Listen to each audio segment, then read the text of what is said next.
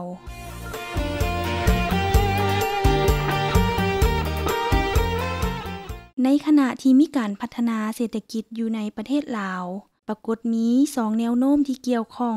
ที่เฮ็ดให้ประชาชนนับมือได้สัมผัสกับสารเคมีที่เป็นพิษหลายขึ้นกว่าเก่าอันทำอิฐแมนชาวกสิกรเดี๋ยวนี้แม่นปลูกพืชเพื่อเป็นสินค้าหลายกว่าการปลูกสำหรับการบริโภคเองพวกเขาอยู่ภายใต้ความกดดันที่ต้องการเพิ่มการผลิตให้หลายขึ้นกว่าเก่าแต่พร้อมเดียวกันนั้นแม้นต้องการลดพรค่าใช้จ่ายของพวกเขายาปราบศัตรูพืชสามารถช่วยให้เขาเจ้าบรรลุเป้าหมายเหล่านั้นได้อันที่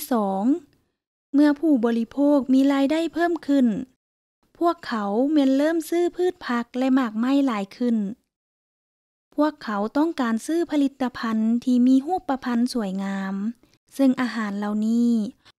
ส่วนหลายแม่นต้องใช้เวลาในการขนส่งไปหาตลาดเนื่องจากอยู่ไกลตัวเมืองเช่นนครหลวงเวียงจันทน์และส่วนหลายแม่นนำเข้าจากประเทศเพื่อนบ้านโดยส่วนใหญ่ผลิตภัณฑ์เหล่านี้แม่นปนเปื้อนด้วยยาปราบศัตรูพืชในระดับใดหนึ่ง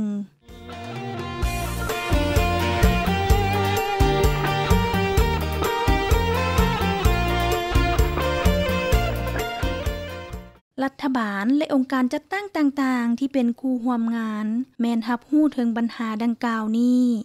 บรรดาโครงการที่คุ้มครองโดยกระทรวงเกษตรกรรมและป่าไม้บรรดาองค์การสหประชาชาติและบรรดา NGO แม่นกำลังปรับปรุงระเบียบการและฝึกอบรมให้ชาวเกษตรกรแต่2กลุ่มคนที่สำคัญที่มักถูกมองข้ามในกิจกรรมเหล่านี้แม่นแม่หญิงและเด็กน้อยเด็กน้อยแม่นกลุ่มที่มีความเสี่ยงสูงต่อการได้รับอันตรายที่จะเกิดจากยาปราบศัตรูพืชย้อนเหตุผลต่างๆดังต่อไปนี้ 1. เด็กน้อยมักเล่นอยู่กับพื้นดินพวกเขาเจ้ามักเก็บเอาสิ่งแปลกปลอมและเอาเข้าปากของเขาเจ้าพฤติกรรมเหล่านี้เฮ็ดให้พวกเขาเจ้าได้รับภัยอันตรายอย่างง่ายดายจากยาปราบศัตรูพืชในสิ่งแวดล้อม 2. ย้อนห่างกายของเด็กน้อยแม้นมีขนาดน้อยดังนั้นปริมาณยาปราบศัตรูพืชที่พวกเขาได้รับจะสูงกว่าเมื่อเทียบกับผู้ใหญ่ 3. ห่างกายของเด็กน้อยยังบ่ทันเจริญเติบโตอย่างเต็มที่เทื่อเพราะฉะนั้นการพัฒนาอวัยวะก็จะมีความเสี่ยงจากการได้รับพิษซ้ำเหื่อ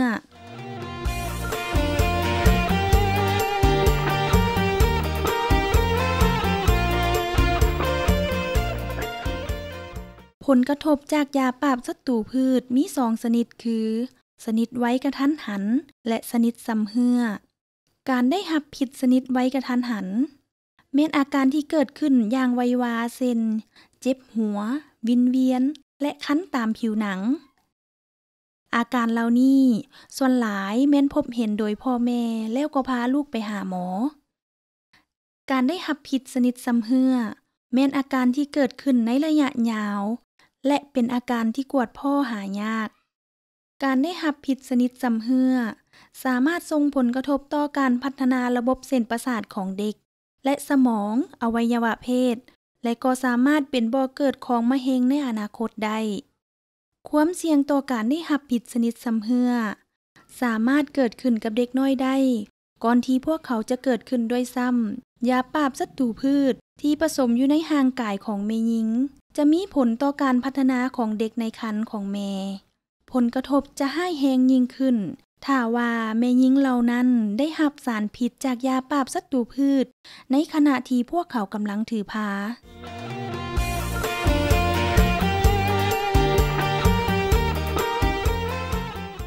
การทดสอบที่เฮ็ดขึ้นในประเทศลาวได้แสดงให้เห็นว่าเกือบทุกคนมียาปราบศัตรูพืชในเลือดของเขาเจ้าในหลายๆกรณีระดับของยาปราบศัตรูพืชแม่นอยู่ในระดับปลอดภัยแต่มีแข่งหนึ่งในเขตภูดอยที่ได้ทำการกวดเลือด1,000 คนผลออกมาแสดงให้เห็นว่ามีเด็กน้อยในโรงเรียน1 ใน 3 คนมีระดับเคมีในเลือดที่อยู่ในระดับที่ถือว่ามีความเสี่ยงและบ่ปลอดภัยในแข่งเดียวกันหลายกว่าครึ่งหนึ่งของหมากไม้และพืชผักที่ได้รับการทดสอบแม้นมียาปราบศัตรูพืชตกค้างในนั้น 16% แม้นมีสารตกค้างในระดับที่ถือว่าเป็นอันตรายจากการทดสอบในนครหลวงเวียงจันทน์ผลออกมาคล้ายคือกันสารตกค้างยาปราบศัตรูพืชก็เป็นปัญหาสำคัญสำหรับผู้อาศัยอยู่ในตัวเมืองเช่นกันบ่แม่นเป็นแต่ปัญหาเฉพาะผู้ที่ดำรงชีวิตอยู่เขตชนบทเท่านั้นย้อนเหตุผลต่างๆเหล่านี้พวกเขาจำเป็นต้องได้เอาใจใส่เป็นพิเศษเพื่อลดพรบ่ให้แม่หญิงและเด็กน้อยได้รับอันตรายจากยาปราบศัตรูพืชบ่ว่าจะเป็นอยู่ในไร่ในสวนในเรือนและในโรงเรียนในไร่ในสวนสิ่งสำคัญที่สุดสำหรับแม่หญิงถือผ้าและแม่ลูกอ่อนแม่นให้อยู่ห่างจากเขตที่กำลังฉีดพ่นยาปราบศัตรูพืชหรือบอนที่หาก็ฉีดแล้วเด็กน้อยก็เช่นเดียวกันพวกเขาบ่ควรมีส่วนร่วมในการฉีดพ่นยาปราบศัตรูพืชนอกจากนั้นแล้วยังต้องเอาใจใส่ป้องกันบ่ให้เด็กน้อยอยู่ใกล้และสัมผัสกับผู้ใหญ่ที่หาก็กลับมาจากการฉีดพ่นยาคนเหล่านี้ควรไปอาบน้ำและเปลี่ยนเสื้อผ้าของพวกเขาให้เรียบร้อยเสียก่อนที่จะเข้ามาในเรือนก่อนกินอาหารและก่อนจะดูแลเด็กน้อยยิ่งไปกว่านั้นกล่องบรรจุยาปราบศัตรูพืชหรืออุปกรณ์ที่ใช้ในการฉีดบ่ควรเก็บไว้ในเรือนกล่องเป่าก็บ่ควรใช้สำหรับเก็บอาหารหรือเก็บน้ำปริมาณสารเคมีถึงแม้นว่าจะมีขนาดน้อยเท่าใดก็ตามแต่ก็สามารถส่งผลกระทบอันใหญ่หลวงได้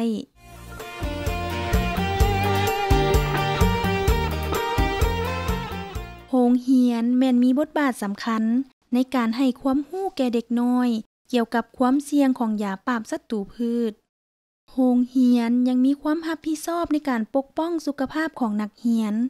พวกเขาควรหลีกเว้นการใช้สารเคมีที่เป็นพิษในโรงเรียนพวกเขาควรพยายามชักชวนชาวเกษตรกรในท้องถิ่นให้หลีกเว้นการฉีดพ่นยาในบริเวณที่อยู่ใกล้กับโรงเรียนในโรงเรียนหนังสือเพราะสารเคมีอาจลอยเข้าไปในโรงเรียน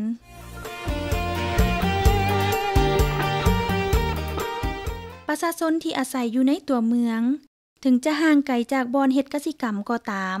แต่พวกเขาก็ยังมีโอกาสได้รับสารพิษจากอาหารที่พวกเขากินเข้าไปความเสี่ยงเหล่านี้สามารถลดลงได้ด้วยวิธีการง่ายๆดังต่อไปนี้อันที่ 1ถ้าเป็นไปได้ให้ซื้อหมากไม้และผักปลอดสารพิษมากินในปัจจุบันมีตลาดปลอดสารพิษอยู่นครหลวงเวียงจันทน์เมืองโพนสวรรค์เมืองไซและอื่นๆผักที่ขายอยู่ในตลาดเหล่านี้แม้นมีราคาแพงกว่าผักทั่วไปแต่มีความปลอดภัยหลายกว่าอันที่ 2ให้เอาใจใส่อ่านและฟังข้อมูลข่าวสารเกี่ยวกับผลิตภัณฑ์ที่มีความเสี่ยงที่จะมีสารเคมีปนเปื้อนตัวอย่างคือการทดสอบอยู่ประเทศไทยได้แสดงให้เห็นว่าหมากละแซงที่นำเข้าส่วนหลายมีระดับปนเปื้อนสูงหมากเลนที่ขายอยู่ในฤดูฝนก็เช่นเดียวกันหมากถั่วยาวก็เป็นพืชอีกชนิดหนึ่งที่มีสารเคมีปนเปื้อนอันที่ 3ก่อนกินหมากไม้และผัก แม่นควรล้างให้สะอาดและตามด้วยการแช่ด้วยน้ำส้มสายชูเกลือหรือเบกกิ้งโซดาพอจะช่วยในการกำจัดยาปราบศัตรูพืชที่ตกค้างอยู่ในผลิตภัณฑ์การปอกเปลือกและการปรุงแต่งให้สุกก็เป็นอีกวิธีหนึ่งที่กำจัดสารเคมีในระดับใดหนึ่งและสุดท้ายเป็นหยังจึงบ่หันมาปลูกผักกินเองถึงแม้นว่าท่านจะบ่มีสวนครัวแต่พืชผักและพืชสมุนไพรสามารถปลูกได้ในถัง